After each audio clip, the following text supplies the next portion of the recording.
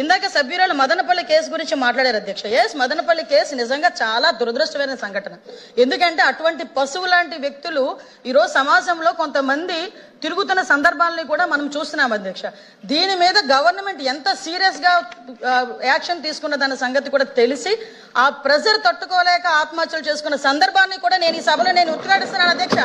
వాహ్, ఒక home minister assembly సాక్షిగా ఒక తప్పు చేసిన వాడి మీద ప్రెషర్ పెట్టాను కాబట్టే, మా గవర్నమెంట్ అతని మీద ప్రెషర్ పెట్టాను కాబట్టే ఆయన చనిపోయేలాగా ప్రేరేపించామని చెప్పి అసెంబ్లీలో ఒప్పుకుంటా ఉన్నారు.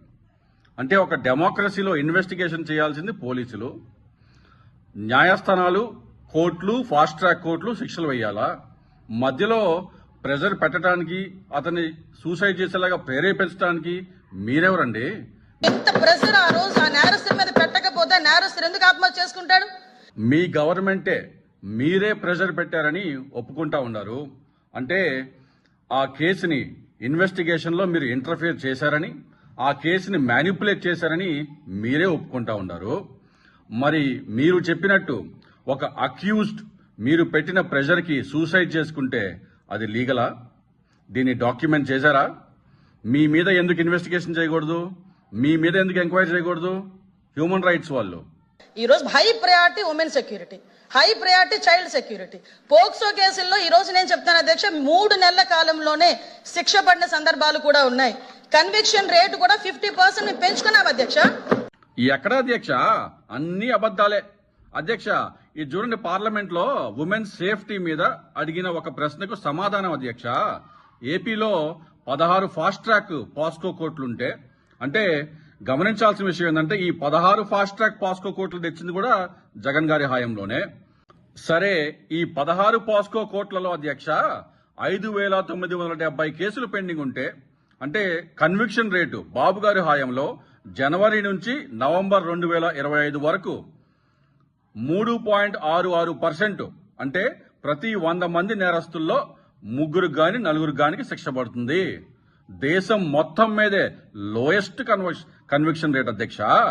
ఆఖరికి అస్సాము, బీహార్ కూడా మనకంటే ముందే ఉండారు అధ్యక్ష కన్విక్షన్ రేట్లో, అంటే శిక్షలు వేసే రేట్లో. సరే, జగన్ గారి హయాంలో కన్విక్షన్ రేటు చూద్దాం అధ్యక్ష. 2019లో 16.2, 2020లో 9, 2021లో 7.8, 2023 3.97, 2024 5.98. ప్రతి సంవత్సరం మీకన్నా ఎక్కువే అధ్యక్ష. ఈ రోజు 506 మందికి కన్విక్షన్ పడితే అందువల్ల 9 మందికి మరణ శిక్షలు విధించాం అధ్యక్ష. అందరూ విధించబడ్డాయి అధ్యక్ష. అదేవిధంగా 169 మందికి లైఫ్ పడింది అధ్యక్ష. అసలు డెత్ సెంటెన్స్లు, లైఫ్లు, లేకపోతే క్యాపిటల్ పనిష్మెంట్లు ఇచ్చేది న్యాయస్థానాలు. సరే, మీ ప్రకారమే డెత్ సెంటెన్సే కనుక ప్రామాణికం అయితే 2016 నుంచి 2025 వరకు ఆంధ్రప్రదేశ్లో ఇచ్చిన డెత్ సెంటెన్స్ వివరాలు ఇదిగో. 2021లో 13 డెత్ సెంటెన్స్ ఇచ్చినారు ఆంధ్రాలో, మీకన్నా ఎక్కువే. ఈ రోజు కన్విక్షన్ రేట్లు పెరిగినాయి. పోక్సో కేసుల్లోని ఈ రోజు మేము స్పీడ్ పెంచుకున్నాము. కన్విక్షన్ రేటు ఇందాక చూసాము, లోయెస్ట్ ఇన్ ద కంట్రీ 3.66%. సరే, స్పీడ్ ఆఫ్ కేసెస్ అంటే డిస్పోజల్ రేట్ అంటారు, కేసుల్ని త్వరగా ఒక కొలిక్కి మూల్చివేయటం. దీనికి జగన్ గారి హాయంలో అంటే 2019 నుంచి 2024 వరకు జగన్ గారి హాయంలో పాస్కో కేసులు రిజిస్టర్ అయింది 11,774. వీటిల్లో కొలిక్కి అంటే క్లోజ్ చేసింది 4,899 కేసులు. సరే, పర్సంటేజ్ వచ్చేసి 41%. మరి దీనికన్నా మీ పర్సంటేజ్ ఎక్కువ ఉంటే ఆ డేటా ఇవ్వండి, మాట్లాడండి. కనీసం రిమాండ్ నుంచి బెయిల్ రాకముందే శిక్ష పడే సందర్భాన్ని కూడా ఈ రోజు మేము ఎస్టాబ్లిష్ చేసుకున్నాం. రిమాండ్ నుంచి ట్రయల్కి రాకముందే మేము శిక్షలు విధిస్తున్నామని చెప్పి సాక్షాత్తు అసెంబ్లీ సాక్షిగా ఒక హోంమంత్రి గారు చెప్తా ఉంటే అసలు మీరెవరంటే శిక్షలు విధించడానికి? కోర్టులు, న్యాయస్థానాలు కదా చేయాల్సిందే. జ్యుడిషియల్ ప్రాసెస్ ని, ఇన్వెస్టిగేషన్ ప్రాసెస్ ని మీరు అడ్డుకుంటున్నామని చెప్పి నిస్సిగ్గుగా అసెంబ్లీ సాక్షిగా మీరు ఒప్పుకుంటా ఉన్నారు. What is the human rights doing? అంటే అసెంబ్లీ సాక్షిగా ఒక హోం మంత్రి ఇలా ఒప్పుకుంటుంటే నిద్రపోతా ఉన్నారా హ్యూమన్ రైట్స్ వాళ్ళు? నెక్స్ట్ ఇంకొక మాట అన్నారు అధ్యక్ష, ఎన్డీపీఎస్ కేసులు పెరుగుతున్నాయి. పెరుగుతున్నాయి. ఎందుకు పెరుగుతున్నాయి? పెంచుతున్నా. మేము ఈ రోజు కేసులు బుక్ చేస్తున్నాం. ఇంతకు ముందులా దాచుకుని మేము కూర్చోలేము. సరఫరాలకు మేము సపోర్ట్ చేయలే. ఈ రోజు ఎక్కడైనా ట్రాన్స్ఫర్ జరిగింది అనుకుంటే మేము ఇక్కడ కూర్చొని అరెస్టులు చేస్తున్నాం కాబట్టి ఎన్డీపీఎస్ కేసులు పెరిగినాయి. మేము గర్వంగా చెప్తున్నాం మేము ఎన్డీపీఎస్ కేసులు పెంచామని. పెరగలేదు, పెంచారంట ఎన్డీపీఎస్ కేసులు. సరే, ఎన్డీపీఎస్ అంటే గాంజాయి డ్రగ్ కేసులు పెరిగాయని చెప్పి చెప్తా ఉన్నారు గర్వంగా. అంటే రాష్ట్రంలో గంజాయి కేసులు పెరిగాయి అంటే రెండు అర్థాలు. ఒకటి, వీళ్ళు గంజాయి కేసులను పట్టుకోవటంలో అంటే గంజాయిని కనిపెట్టడంలో బాగా పనిచేశారని ఒకటి. రెండు, గంజాయి బాగా ప్రబలుతుందని అంటే గంజాయి బాగా పాలిస్తున్నారని కూడా అర్థం. మరి గంజాయి కనిపెట్టడంలోనే మీరు బాగా పనిచేశారు అంటే కన్విక్షన్ రేటు పెరగాలి కదా, ఆ గంజాయి కేసుల్లో శిక్షలు పెరగాలి కదా. ఏది అరెస్ట్ అయిన ఒక డాన్నో లేకపోతే ఆ గంజాయి సీజ్ చేస్తుంటారు కదా, ఎంత గంజాయి సీజ్ చేశారో చెప్తారా? ఆ విషయంలో నేను లాస్ట్ 5 సంవత్సరాలు గుండెల మీద చేసుకోమని చెప్పి అడగండి. ఎక్కడైనా ఇంటర్ స్టేట్ కి సంబంధించి ఒక మీటింగ్ ఏర్పాటు చేశాడు ఆ సీఎం, అప్పుడు ఎక్స్ సీఎం జగన్మోహన్ రెడ్డి గారు. అదేవిధంగా హోమ్ డిపార్ట్మెంట్ మీద గాంజా గురించి ఎక్కడైనా మాట్లాడడం జరిగిందా? అమ్మా హోమ్ మినిస్టర్ గారు, జగన్ గారు మాటల వ్యక్తి కాదు, చేతల వ్యక్తి.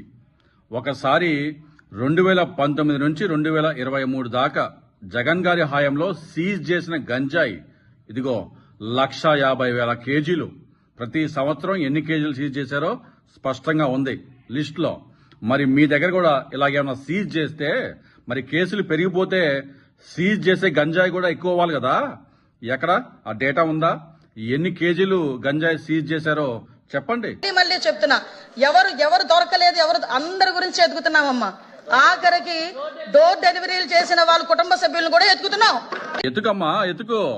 అంటే ఆడవారికి అన్యాయం చేసిన ప్రతి ఒక్కరిని ఎత్తుకు.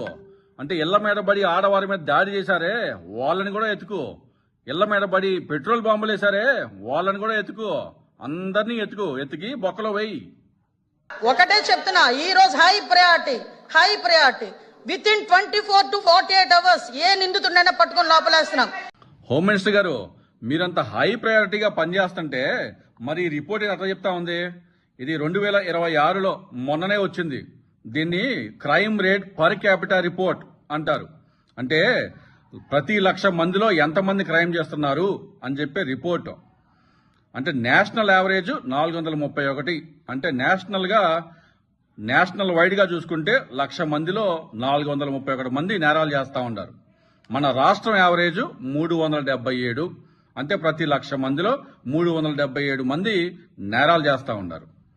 మరి మనకన్నా బీహారు, జార్ఖండ్, కర్ణాటక మనకన్నా ముందే ఉన్నాయి. మరి మీరంత హై ప్రయారిటీగా పనిచేస్తే ఈ యావరేజ్ తగ్గాలి కదా.